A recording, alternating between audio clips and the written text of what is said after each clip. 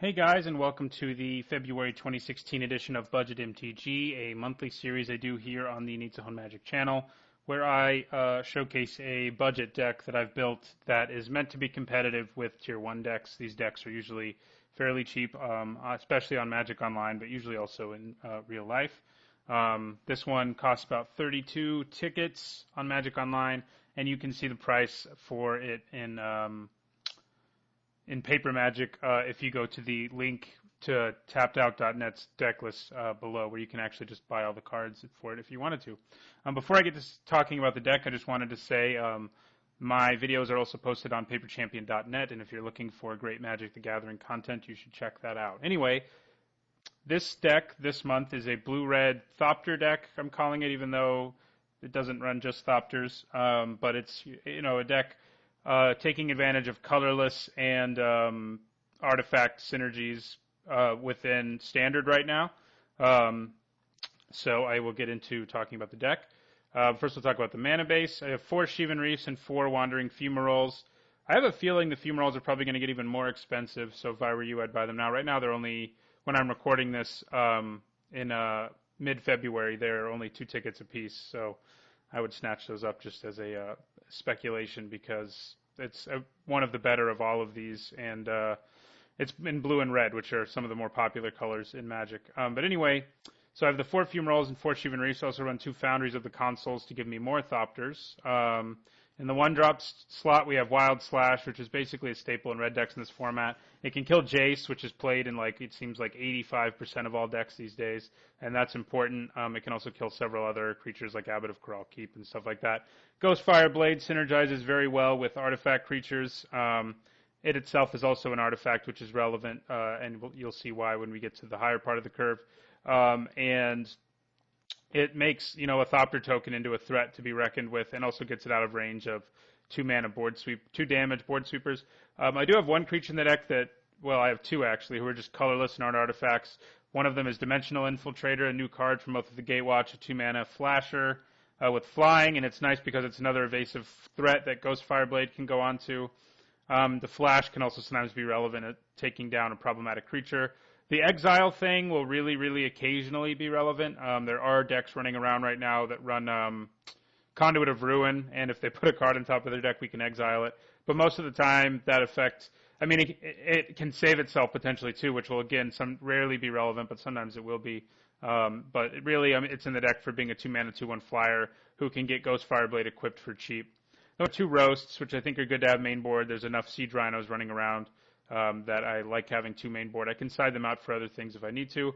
Ruination Guide, another non-artifact creature, but its effect is an Anthem effect that pumps all my Thopter tokens as well as this Dimensional Infiltrator, and that is pretty important. It quickly makes my damage a lot worse. The ingest is pretty irrelevant, and once again, it can be equipped easily with Ghostfire Blade. And then we have 2 Gear per Gear Crafters. He's, one of the best cards for Magic Origins Limited, and pretty good for Constructed too, I think, although I think he's the weakest of all the Thopter generating guys, which is why I have only 2 of him. But he is still pretty good. 3 mana for 3 power, one of which is in the air and can be easily equipped with Ghostfire Blade. Then we have Thopter Engineer, who gives all artifact creatures haste, and puts a Thopter into play herself. And a 1/3 body right now in Standard is more relevant than it seems, because it can just block a lot of the creatures, especially in the Atarka red decks. Chief of the Foundry, another Anthem effect. This one helps all the Thopter tokens, and it's a 3-mana 2/3 who once again can be equipped with Ghostfire Blade. Then we have 2 Thopter Spy Networks main board. I don't like having 4 main board because they're kind of clunky, and they don't, usually affect the board immediately, although usually you get to draw 1 card the turn you play it. I like them more against control decks, which is why I have 2 more of them in my sideboard, and I can bring them in, but I don't like them much against aggro, and they'll often get sided out against them. And at the top of the curve, we have 3 Whirler Rogues, another very good card for Magic Origins Limited. Many of the cards in this set are Magic Origins cards, in this deck rather. And it's a 4-mana 2/2, puts 2 Thopters into play and can tap 2 artifacts, which, keep in mind, counts Ghostfire Blades, which being tapped is irrelevant for them. It can tap 2 artifacts to make a creature unblockable, which is occasionally relevant, but most of the time this deck's swarming and doesn't have 1 big dude. But sometimes Ruination Guide will have a Ghostfire Blade equipped, and that's how I need to win. And then there's Pia and Karan Nalaar, a very good card. It's like, the old school Siege Gang Commander for Goblins, but with artifacts. a 4-mana 2/2 who makes 2/1/1 Thopters that are flyers, and they can sacrifice artifacts for reach or for removal. So, kind of the ideal thing is to just sort of have a bunch of Thopters in play and one of my 2 Anthem effects, either Ruination Guide or Chief of the Foundry, and both is even better, of course. And damage, this deck can do damage really quickly. We'll look at the sideboard real quickly. Have a couple of Dispels for against both sort of burn decks and against control decks. 3 Rending Volleys because they're better than Wild Slash in certain matchups, and sometimes I want to bring them in. A Roast against people who have lots of 5 toughness guys. 2 Seismic Ruptures, which is a good card in this deck because it can deal with a lot of other aggro decks while not killing all of my creatures. My Chief of the Foundry and Thopter Engineers can survive, and all my Thopters and my Dimensional Infiltrator can survive because it only hits non-flyers. I run Vile Aggregate against people who are running lots of board sweepers because he can get quite large in this deck because of all the Thopters, and he survives board sweeping, and he can be equipped with Ghostfire Blade. As I mentioned, 2 Thopter Spy Networks, which are good against control matchups, and then 2 Orbs of Warding for against aggressive and decks that run a fair amount of burn. And that is the deck. I'll show you I already told you how much it costs, but I'll show you anyway. Here it is at $32.12 in mid-February of 2016.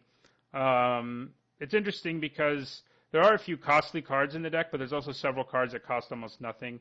I mean, Pian Karan Nalar, 3 of them will run you, almost $7.50. 4 Ghostfire Blades is almost $5, and 4 Shivan Reefs is almost $9, but there's also tons of cards in here that cost very little, or nothing, basically. So that's the deck. I'll play 3 matches with it in the 2-man queues for you guys to see how the deck operates. Thanks for watching, and don't forget to like, comment, and subscribe.